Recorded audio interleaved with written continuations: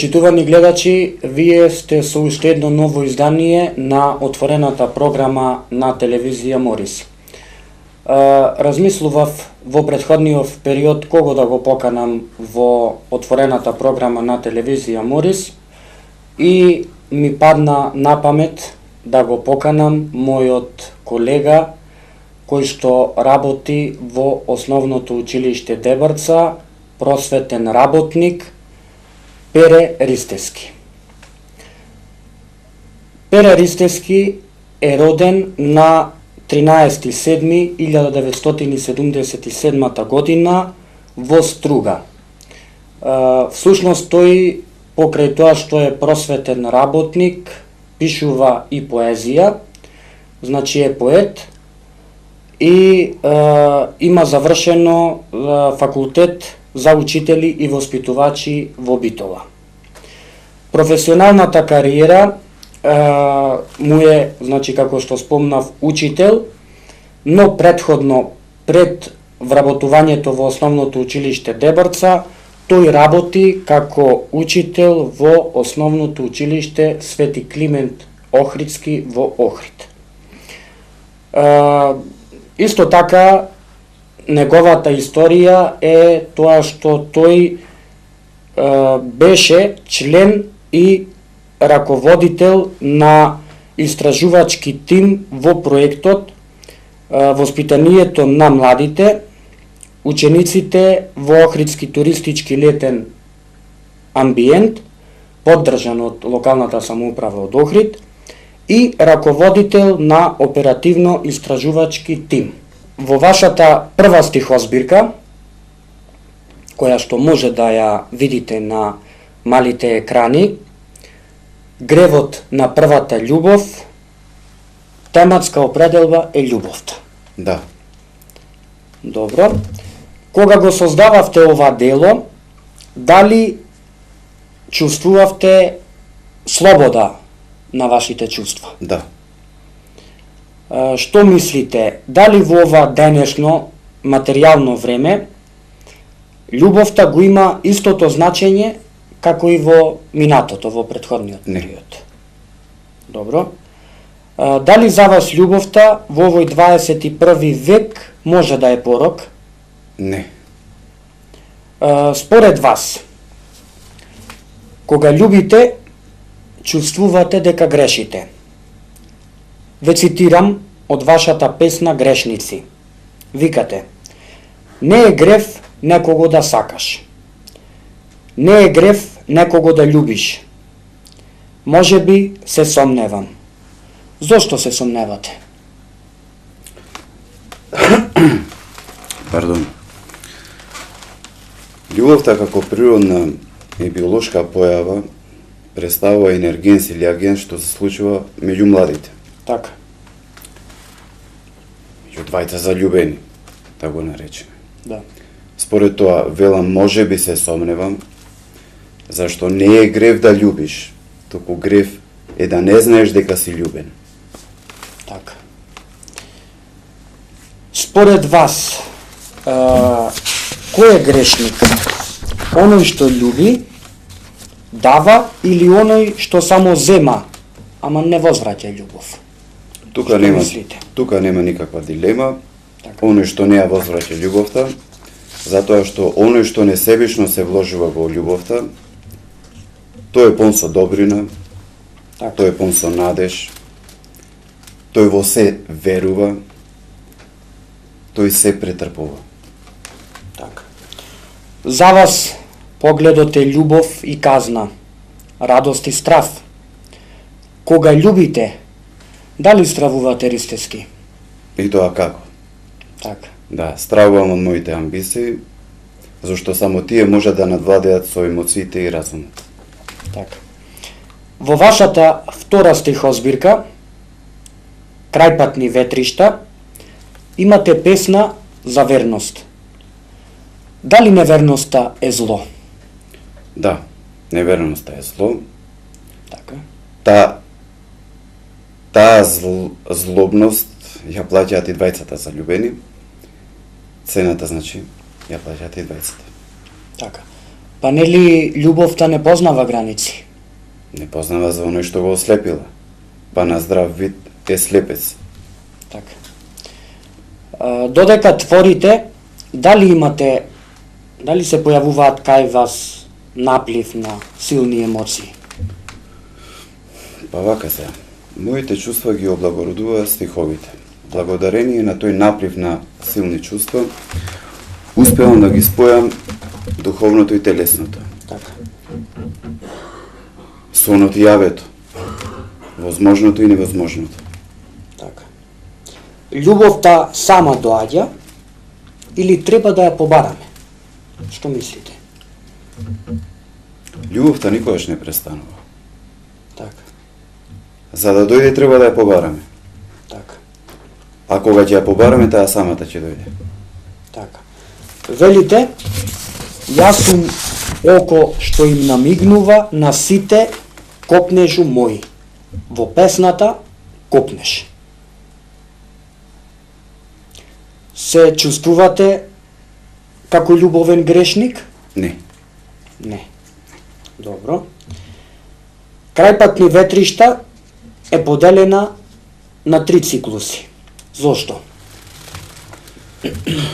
Кога ја обмислував и осмислував концептуалноста на книгата, како да изгледа, кога ја структурирав содржински, сакав да им овозможам на песните истовремено да бидат засебни, своји, но и дел на еден посложен стиховен систем. Така.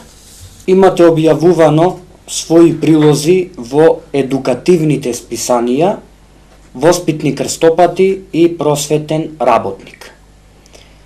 Ево би спомнал неколку. Предуслови за успешна работа во комбинирана паралелка во 2007 година. Комуникацијата како важен елемент во воспитно-образовниот процес во 2008 година и така натаму.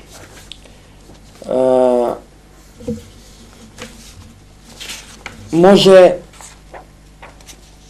подетално, значи, вие како просветен работник, на што најмногу би можеле да ставите акцент во вашата работа, со оглед на тоа дека постојано се јавувате, тоа пишувате за проблемите или предизвиците во воспитно-образовниот процес? Така сакам пошироко да образложите.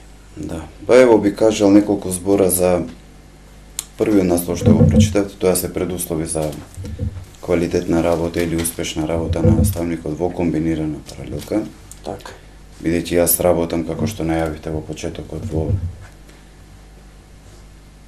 Основно училиште Дебарца, подрачна паралелка Оровник, Да. во комбинирана паралелка од 2005 година. Би се задржал на основниот предуслов, а тоа е наставната програма што ја изготвува Бирото за развој на образованието.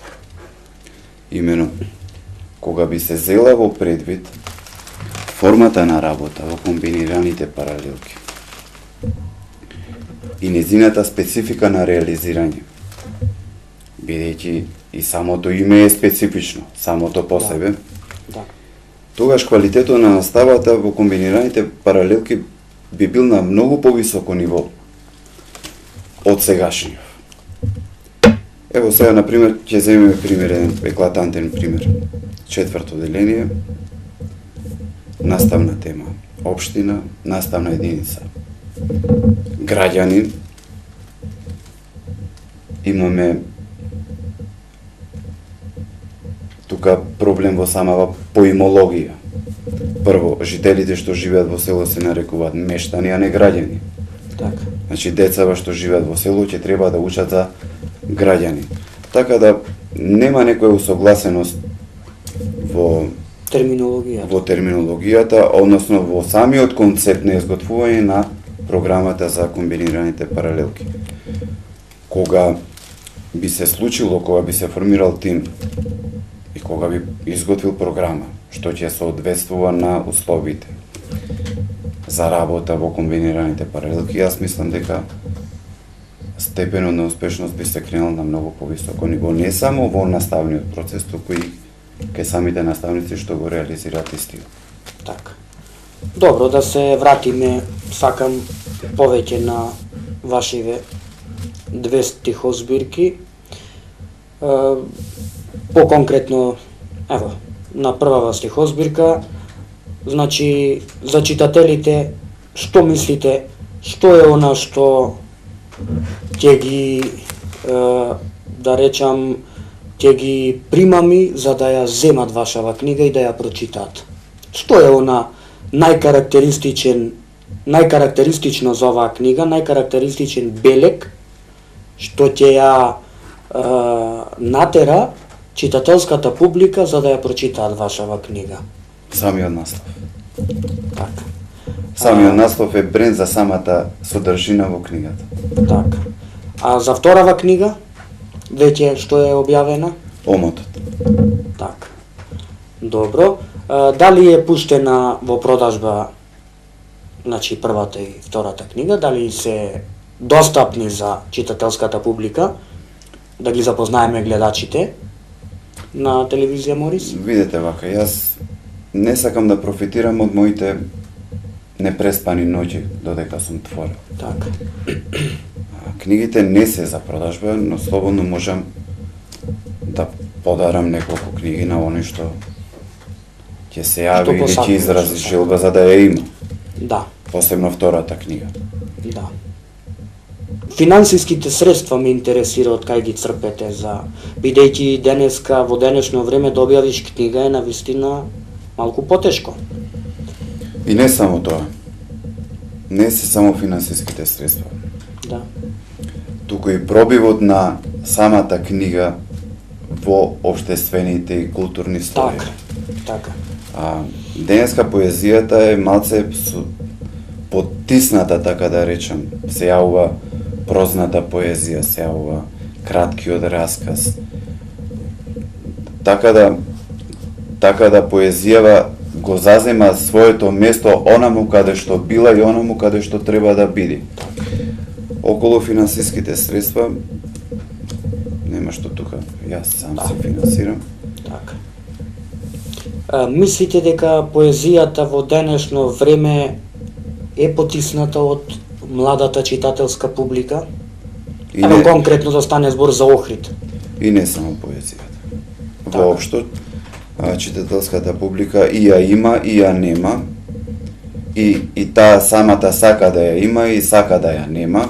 Така. Значи се сведува на она чувство на потреба. Така. Ако почувствувам потреба ќе земам книга, ќе прочитам, ако не чувствувам потреба нема да земам книга. Меѓутоа, читателската публика е таа најблагиот и најостриот критичар и оценувач на она што ние творците го работиме. А што мислите во Охрид? На што најмногу акцент се става за, ево да речеме, што младите зашто се интересираат најповеќе за Охрид? Каков вид на литература читаат?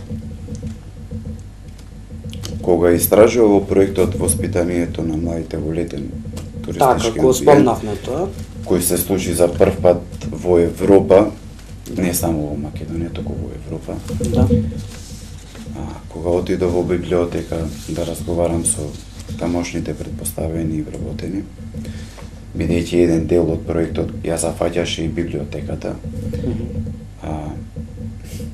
за чудо, нема да ми верувате, велат Карл Маркс се читат најповеќе. Така. Сега во денешно време Карл Маркс според нивните статистики се чита најповеќе. Јас би сакал да прочитате еден извадок од првава книга,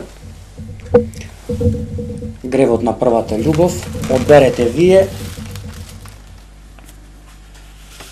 која мислите дека е така повпечатлива за гледачите. Ево, јас би одвел Страв. Добро. Каква среќа е кога си млад, каква судбина, јас и ти заедно. Среќа, судбина, но каде си со ништата? Те молам, драга моја, те молам, кажи ми зошто се плашиш да сонуваш? Зарем толку многу ми ги повреди, зарем толку многу ти ги повреди в срцето, главата, разумот? Така. Добро, тогаш јас во име на љубовта се откажувам од себе си. А ти? Ќе се плашиш ли сега уште? Те уверувам дека нема да изгубиш битката против своето срце.